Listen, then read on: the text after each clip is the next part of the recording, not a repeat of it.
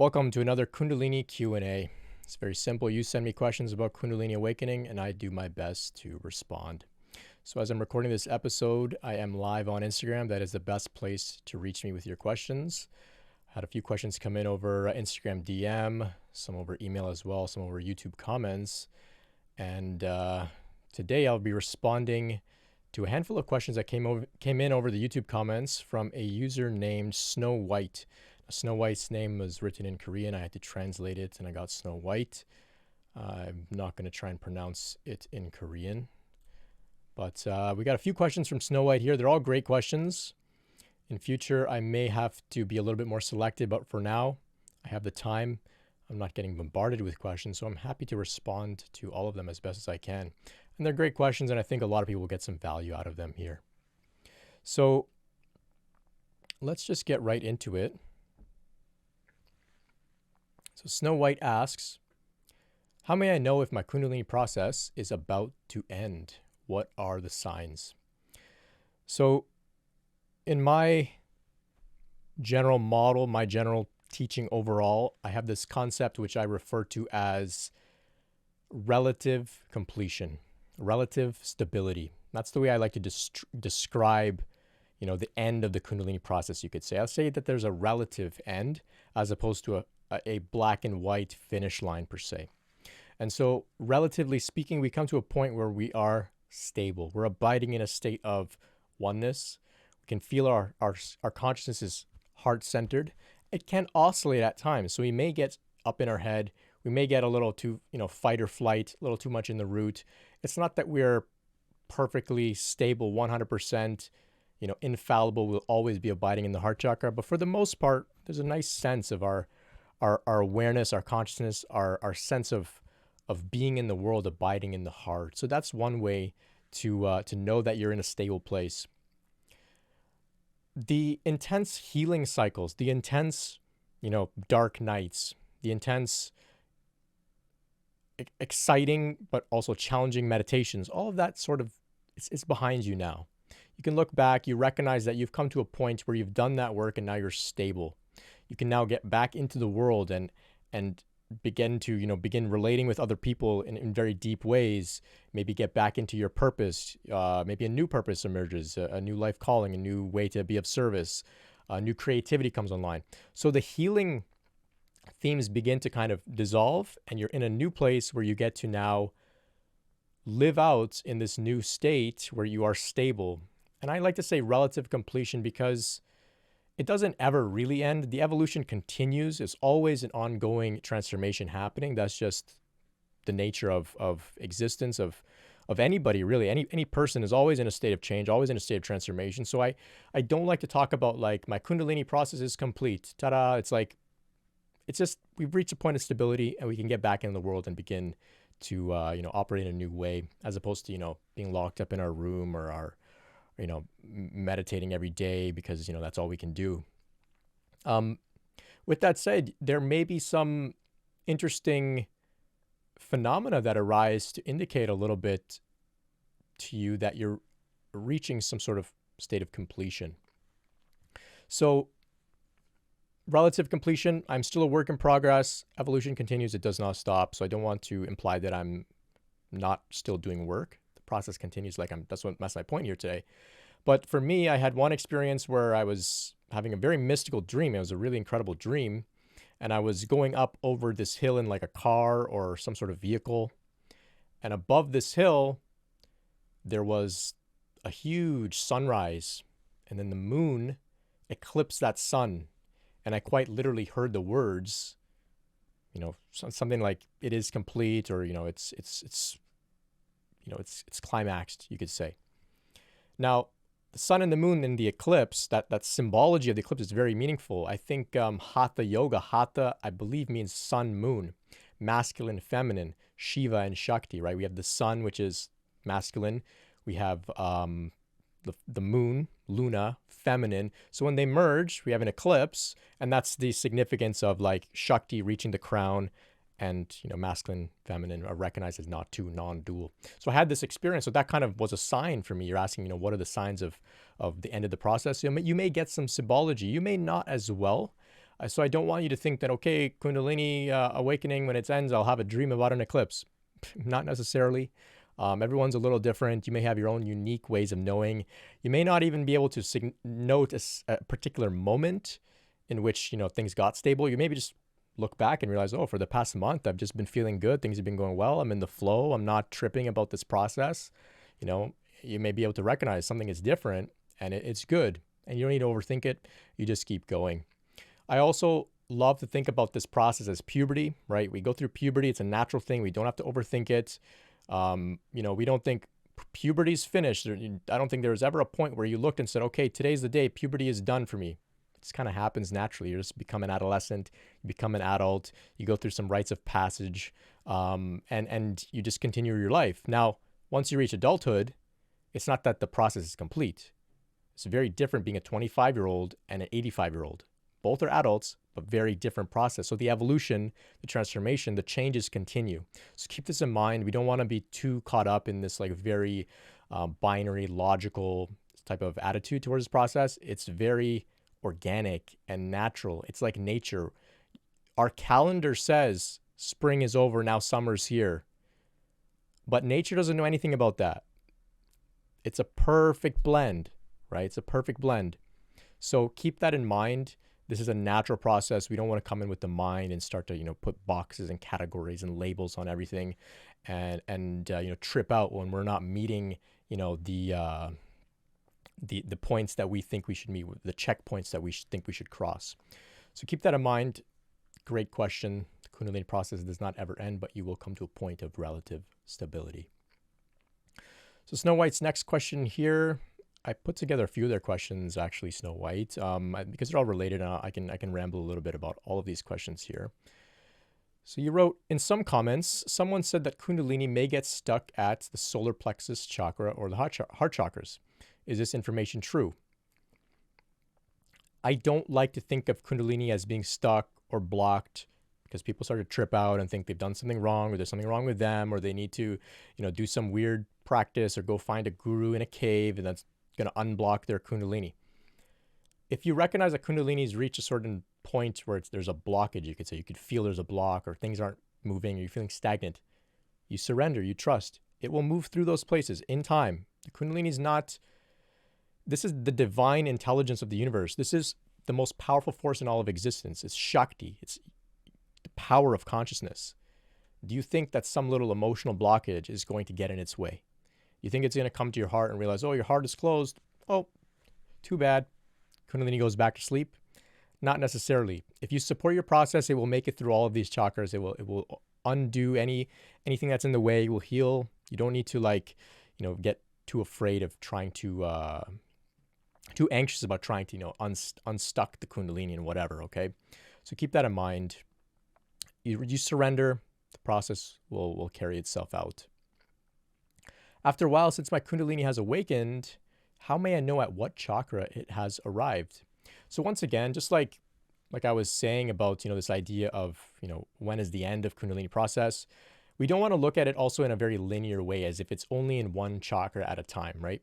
Puberty doesn't happen just to one part of your body at a time. It happens to the entire body all at once, maybe sometimes a little bit more in certain areas. Maybe you're growing hair on your legs really fast and maybe your facial hair not so much, but generally speaking, your entire body is going through this process. Same with Kundalini. All your chakras are going to go through this process.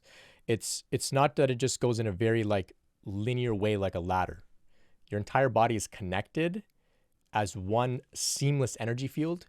It is only our intellectual minds that came up with this chakra model that separated the body into 7 chakras and completely disregarded what's in between those chakras. There's pathways in between the chakras as well. There's even multiple chakras beyond just the major 7. And so we don't want to think about it in too much of a very simplistic way. Kundalini is going to move through your entire body, head to toe, at its own pace.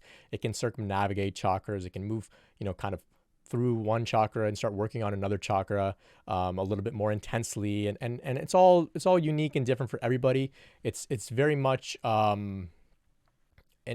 natural process that doesn't follow our human egoic mind-based ideas of categories and time and space and direction.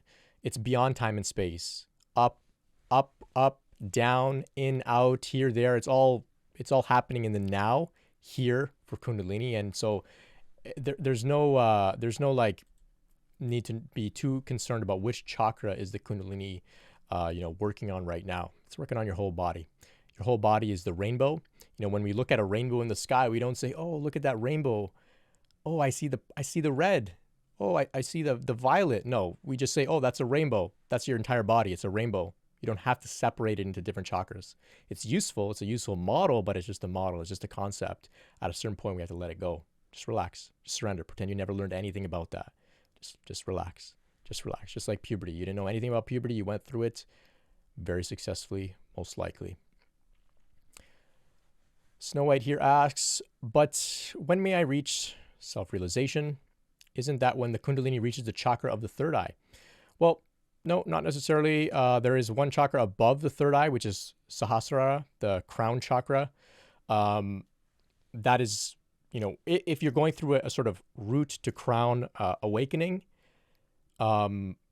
when it reaches the crown, then you will recognize the self. But many people have a crown level awakening without having the lower chakras yet caught up. And so they may become self-realized, but the body is not embodying that self-realization yet. So keep that in mind. Crown chakra is very important, but so is the rest of the body. Okay. And so, third eye is important too, but there's one chakra above it. And finally, you're asking here, how long does it take to get there? Varies for many people, and it varies greatly. I like to think about it as 1 to 10 years, but even there's a lot of nuance around that. So when I say for some people it might take 1 year, probably because they've been doing a lot of work prior. Maybe they've been in therapy. Maybe they've been, trying to do the best they can to be the best version of themselves, practicing self-awareness, trying to, heal themselves and take care of themselves in some way. So then Kundalini awakens, and, they're lucky. They are humble. They're good students. They figure out what's going on and they get with the program right away. And then it can take maybe 1 year. Very rare. For some people, it takes 10 years. And that's because, they have a Kundalini awakening. They don't know anything about this. They were maybe having no spiritual practice, no self-awareness, no care about their own well-being and health and healing. And now suddenly they've got to start doing the work. Some people, it could take 15 years, 20 years. It all depends on the willingness to cooperate with the process, what you bring to the table in terms of your habits, trauma, addictions. Also have to consider past life things. Also have to consider the state of affairs in the collective. 20 years ago, things are very different. Things are moving very, very slowly compared to now. And so we don't want to use data from 20 years ago. And I say data in quotations, but we don't want to use information from 20 years ago and apply it to us here today. Things are happening very, very quickly. You don't need to trip too much about how long it takes to get there. Just be fully with the process and remember that it doesn't come to an actual completion point where you can finally just say, I'm done and relax. No, it just keeps going. The process just keeps going. So just like with puberty, once you're an adult and that keeps going. Once you have Kundalini awakened, it just keeps going. Snow White here writes, 2 years ago, I adopted a healthy lifestyle. One day I was meditating. My Kundalini was awakened spontaneously. Is a spontaneous Kundalini awakening dangerous? It's not necessarily dangerous. Some of the ways that people experience spontaneous Kundalini awakenings can be dangerous because it may happen too fast, too forceful, too intense. They may not be ready. For example, doing a lot of drugs, psychedelics, all this kind of stuff can be dangerous, right? It can put people into a very uncomfortable place. And I say that very lightly. It can ruin lives if they are abusing things like drugs, or if they're, for whatever reason, super gung-ho about doing some crazy meditations. Kundalini awakens, they're not ready. They don't have the support in place. Maybe the teacher that was showing them how to do these meditations or these practices has no idea what they're talking about. And now that person is completely lost, confused, doesn't know what to do. And that could be dangerous, you could say. But for the most part, for you, you're saying, you were meditating, you adopted a healthy lifestyle, Kundalini awakened spontaneously. It seems that you were ready. And you mentioned that this was 2 years ago. So, you're here, you're aware of what's going on. You're asking some great questions. I think you're in a good place. There's nothing to worry about. I don't think you're in any danger. Just continue to support your process. Trust yourself, trust your intuition. and you will be well on your way. Finally, last question here from Snow White. Snow White writes, sometimes when I feel like shaking, I'm obliged to suppress that because I'm surrounded by people. Is it okay to stop the shaking voluntarily? And am I making the cleansing process last longer by doing so? And what are the actions that I would take to make it go faster? So when you describe shaking, for those that are unfamiliar, these are called Kriyas in Sanskrit. From the yogic system, we call these Kriyas. And they're the spontaneous movements that can begin to arise as we go through Kundalini awakening process. The best example I've thought of so far is, when we see a dog shaking the stress off, that's a Kriya. Our body can do the same thing, but for the most part, it doesn't happen because we are, not willing to really trust our body to do that. But when Kundalini begins to awaken, Kundalini says, no, we're getting rid of this tension. We're getting rid of this stress. We're clearing out the energy pathways. We're shaking off trauma, shaking off stress, and we're going to start doing these Kriyas spontaneously. So spontaneously, you may just start to move and jerk. Maybe you're going into stretching poses, yoga poses.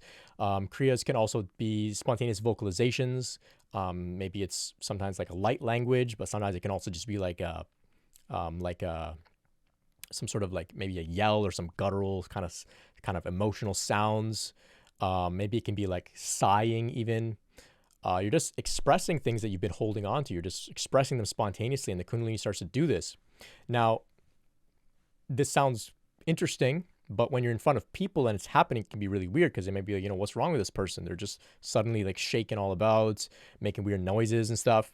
And so I completely understand why you would want to suppress it. And it does, you can suppress these things. It might take a lot of effort to suppress them. It might take a lot of energy to kind of hold back, a lot of concentration. And it makes sense. I mean, some of this can be embarrassing. You don't want to alarm the people that you're with. So what you have to do is acknowledge what this is. It's nothing going wrong. It's a good thing. And because it's a good thing, you have to give your Kundalini, your body, your spirit time to go through this good thing, this good process, these Kriyas, these spontaneous shaking and vocalizations and movements, etc. You have to give it time to do that. So you can talk to the energy. It's very intelligent and it will respond to you. You say, look, I understand what you're trying to do. I appreciate it. I appreciate these Kriyas. I'm not going to, tell you to not do it.